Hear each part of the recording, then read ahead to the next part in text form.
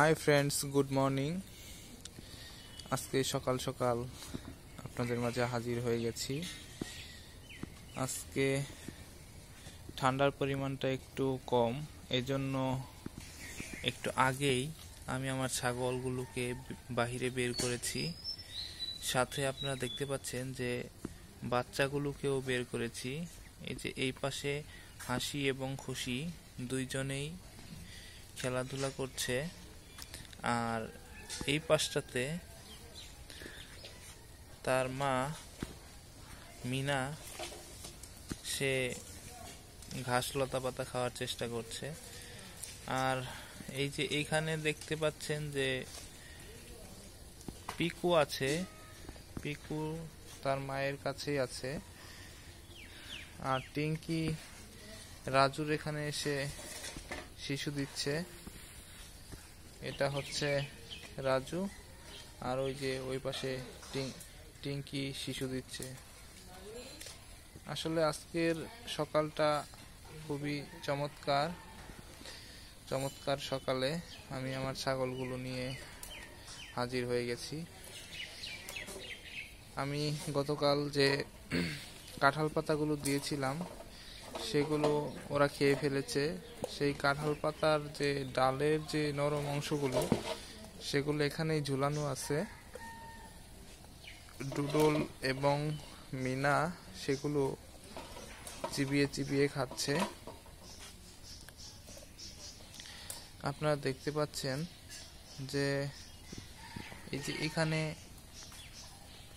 যে গতকালকে যে কাঁঠাল পাতা খাইয়েছিলাম, আমি বলেছিলাম যে চোখে পড়ার মতো পরিবর্তন লক্ষ্য করা যায়। আপনারা দেখতে পাচ্ছেন যে এখানে এই যে দুধের যে বাট আছে বাচ্চাদের খাওয়ানোর জন্য, দেখুন পরিপূর্ণ হয়ে আছে, দুধে পরিপূর্ণ হয়ে আছে।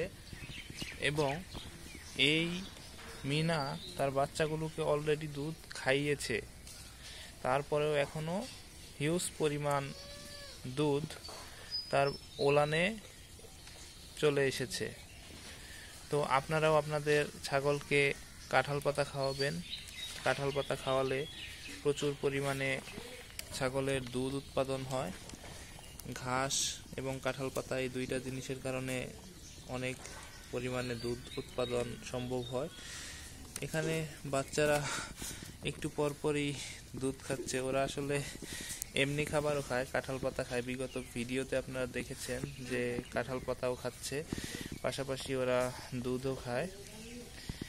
আমার এই ছাগলটি প্রস্তুত হচ্ছে, আগামী কয়েকদিনের ভিতরে হয়তো হিটে এসে যাবে পুনরায়। তখন আবার আমরা এটাকে প্রজনন করাবো। প্রজনন করানোর ঠিক 5 মাস পরে আবার আমরা হয়তো আল্লাহ চাইলে নতুন সদস্য দেখতে পাবো। সেম কাহিনী মিনার সাথেও।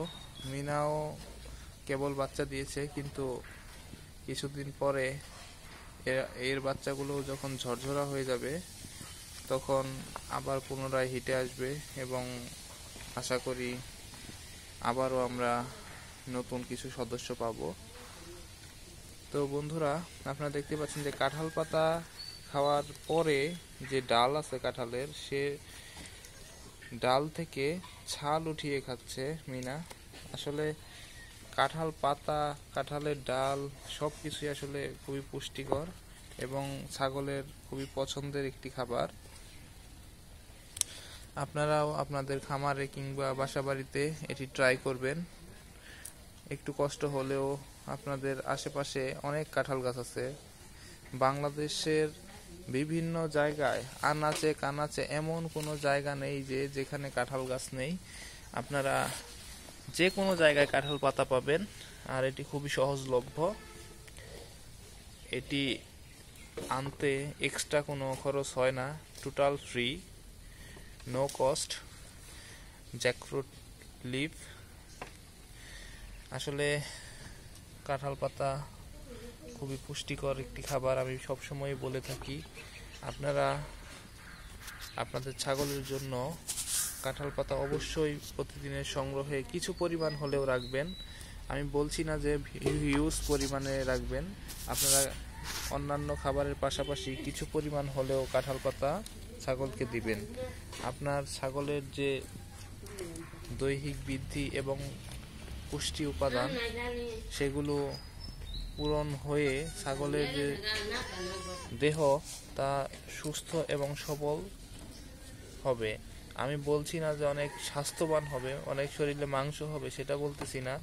আপনার ছাগল মিডিয়াম কোয়ালিটির হলেও অনেক সুস্থ থাকবে, আপনার ছাগল সুস্থ থাকবে এবং পাশাপাশি আপনি যদি সুষম খাবার কিছুটা নিশ্চিত করতে পারেন তাহলে অবশ্যই আপনার ছাগলের গ্রোথ অনেক বেড়ে যাবে।